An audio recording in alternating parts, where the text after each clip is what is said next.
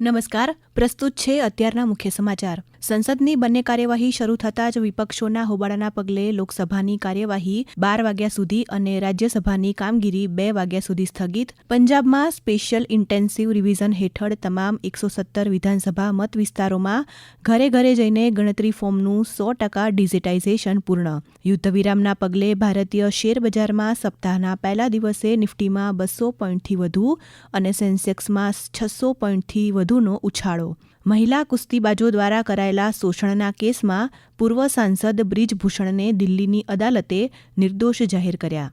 યુવા બાબતો અને રમતગમત મંત્રી ડોક્ટર મનસુખ માંડવિયાએ ગ્લાસો કોમનવેલ્થ ગેમ્સમાં ચોથું સ્થાન મેળવવા બદલ ભારતીય દળની પ્રશંસા કરી છે.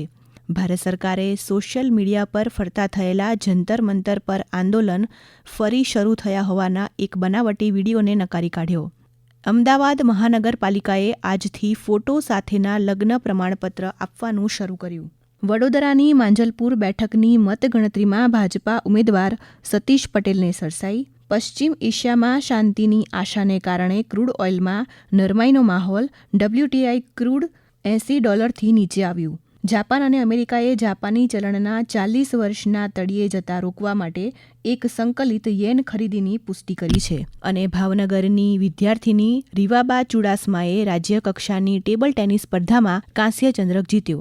હવે પછી આપ બપોરે 1:20 રાષ્ટ્રીય સમાચાર સાંભળી શકશો. નમસ્કાર.